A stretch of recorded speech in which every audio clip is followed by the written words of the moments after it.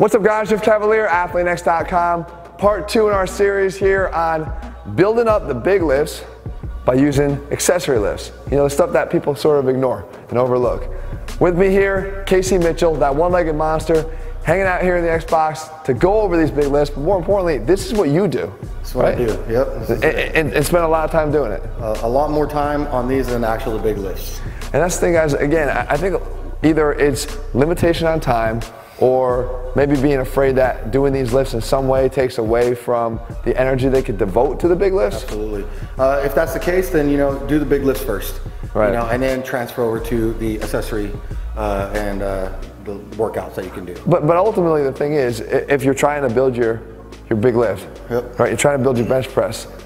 What does it matter? I mean, if you're going to take a little bit away from that, so that ultimately you're going to get a bigger lift there, then that's ultimately the goal, right? Again, I think guys sometimes get a little bit off track in their training. They just think that they become infatuated with either numbers, yep, or even strength that's not even there. Yeah, the one thing that I notice what people do is like, okay, I want to build a big bench, so I'm going to go there. I'm just going to bench. This is all I'm going to do, and that's what you see. You see them just benching. And then they get to a point where they can't get over 225 pounds. They don't understand why. And there's a lot of muscles that need to get stronger that the bench doesn't actually, it turns them into secondaries instead of like full on, the actual primary muscle. Bring yourself over to the accessory sides. Let's hit those secondary muscles that are gonna transfer over into your bench press, and your lift's gonna get a lot bigger. So that being said, the first one you're gonna do here, that you do all the time, is a slightly declined from vertical, yes, overhead shoulder press. Yeah, I like that. The overhead press, slightly angled, as you can see, strictly because it's going to take a lot of pressure off the shoulders. The anatomy is not made to be just bowed back like this. I like hitting the front delts to help the longevity of my training and competing in different things. I need to take a lot of strain off my shoulders as much as I can. So me putting a little bit more of an incline, I take a little bit of that strain off the shoulders, and I'm able to push heavy amounts of weight right here just because of that little bit of an incline. Right, as I can see here, you just knocking out hundreds, but meanwhile, I've seen you do even a lot more than that. Yeah, I've done 130-pound presses for reps before. Right, so for me, in my standpoint, again, I think what Casey said here is 100% right. We talk about the scapular plane being angled a little bit forward. It's only natural for your arm to get a little bit forward. By having that slight decline from vertical, your shoulders are going to come, and elbows are going to come a little bit more in front of your body. So you're pressing from that position. But at the same time, you want to hit those delts. Why? Why do you like to hit the delts a little bit to prepare yourself for that bench press? Well, your front delts come into play on the bench press. Bigger shoulders brings a bigger bench press. Right. Especially out of that bottom portion. Out of the bottom portion, especially. A lot of people, the thing they say about me is like, how are you so explosive out of the hole, which is from the chest up to midway, and it's due to things like this lift right here. There's times even with this lift, I'll add small pause reps, and things like that to incorporate more of an explosive off the chest up to like midway of the bench press. So talking about pause reps actually leads in perfectly to that next exercise that we do here. Yes. The floor press. Yes. Good. Okay. That's it.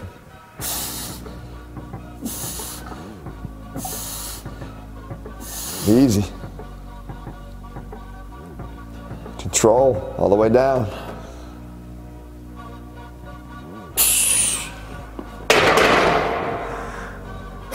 Nice. So guys, obviously he makes this shit look easy.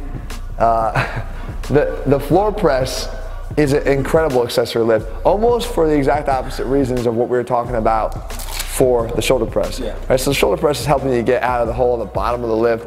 We've got the shoulders that are primarily working there. But when we get to the top, the weak points, the weak tricep. Tricep. I would say honestly probably 70%, 80% of bench presses are failed at the top, basically, where is when the triceps come into that full engagement.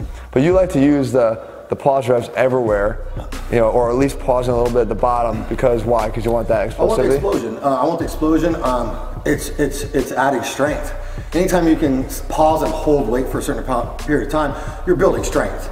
Why make things easy? I want to train to be stronger, so if I can make a lift even a little bit harder, it's going to have its benefits, and that benefit is strength. I think too, the thing that happens, like, guys overlook the fact that techniques actually become part of the accessory, right? Absolutely. Using pause reps and using this deceleration, even on that last rep there, really controlling the last one, even in a fatigue state. Not necessarily coming out of the box and doing the slow rep, but doing it after doing 4 or 5 explosive reps and then doing it. Yeah, I don't see a lot of people doing it. I feel like that's something different that I add in is at the very end when I'm fatigued, I'll always add in some type of slow, controlled descent, some very type of long pause, because the muscles are fatigued. And if I can build some type of explosion when they're fatigued, imagine what kind of explosion I'm gonna have when they're full on ready to go. And in terms of loading on this exercise, what do you like to do?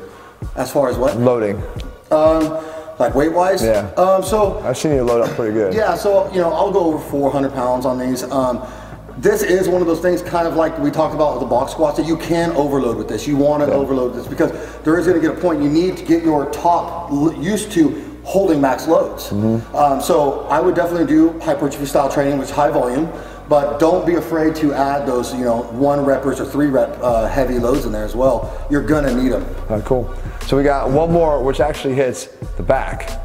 Right, yes. Guys, an area that nobody even thinks about a lot of times when it comes to the bench press. It's one of those things. Yeah, a lot of people, they think chest, bench press. Okay, chest. Some people will think tries, but the next one we're about to show them, a lot of people don't realize it's a big engagement as far as bringing in the bench press and also building a big explosion out of the hole. Let's go do it.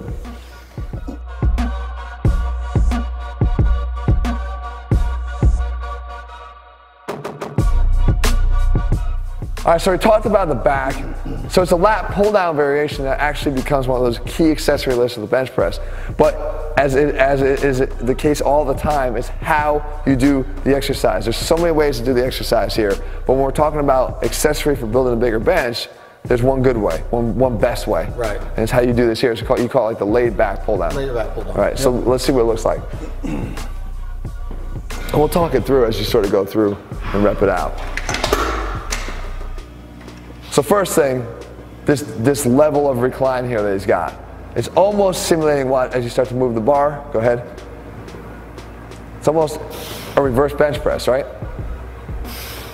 So what he's actually really trying to do here though is, he's keeping his body locked in as the bar wants to pull his body up. He's not allowing the body to go up. And what's doing that?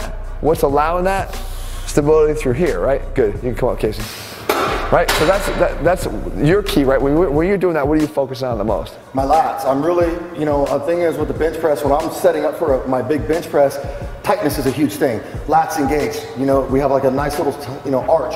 And so when I'm out, I'm locked in. And if I'm sitting here and I'm squeezing the bar, everything, the lats immediately engage. The lats come into play on the bench press. So when I'm doing these, my key is to lean back, full extension, and pulling the bar while squeezing the lats. Basically, controlling the bar coming down and then allowing it and controlling it as you're coming up, because obviously you have weight, it's going to want to pull you. So full control both ways. That's basically what you need to do on a bench press. Controlling the way down, big explosion coming out, lats tight in both directions. Right, and while on a bench press, the bar's certainly not going to pull you off the bench, but at the same time, your lats can disengage. Exactly, and if your lats disengage on a bench press, you're going to end up, unless it's just light, but if you're going for that 1 rep max on your bench press and your lat disengages, you're probably going to miss the lift. It's happened to me many times. And not only that, what usually happens is as soon as the lats disengage, then the instability in the shoulder comes in. So it's called getting loose. Yeah. You get loose, everything, the stability goes away, and you'll end up losing the lift. So even a lot of guys that have a problem with bench pressing and shoulder pain itself, one of the first things you really need to check is how well are you able to engage your lats. Absolutely. Because the stability of your shoulders is going to be compromised if you can't. Absolutely. And instability in shoulders during a bench press is one of the quickest ways to get pain. And so again, one last thing too, when guys do this, I hate when people rock during a pull down, but again, here, if you're gonna set this exercise up and do it this way, you can't then let it pull you up, right? It's not about this. Even though it looks right when you're down here, you've screwed it up here, plus to get back in that position, now you're using all kinds of momentum to get it back, right?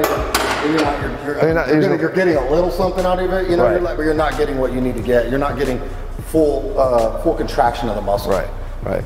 So guys, there's your 3 big accessory lifts when it comes to the big bench press. And I can't underscore it enough. If you want to get a bigger bench press, this guy's got a big bench press, okay? He actually makes, it's your best lift, right? 473 is my best lift.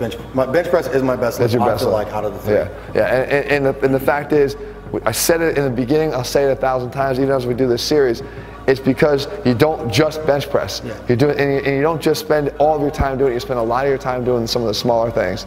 Yeah, I honestly can tell you right now, I do one big, like my bench press movement, and then I have the accessories, like in a whole week. I'll have it where I do bench press, but then immediately after that, it'll be, you know, dumbbell work, overhead presses like we did, lat pull downs, and then there'll be a day where it's, in my bench press day, my secondary bench press day, it's like close grip bench press, close grip floor press like we showed, you know. That's like an accessory day as my secondary bench press day of the week. So if you think about it, I'm only really benching once a week. Yeah. And then I'm probably doing 15 to 20 accessories a week for the bench press. Yeah. So guys, there you have it. Straight from that one-legged monster to you guys. Let's keep this thing going, guys. We got another lift to cover here. In the meantime, I always say, guys, if you're looking for programs that don't overlook the small things, these all matter. The small things always matter because there's no unimportant muscles. If there were, we wouldn't have them. Absolutely. Right? ATHLEAN-X.com, guys. Go over there, check out our programs. In the meantime, let me know if you found this video helpful. If you like this series, we'll continue to make more. We'll be back here again in just a couple days with another video. See you soon.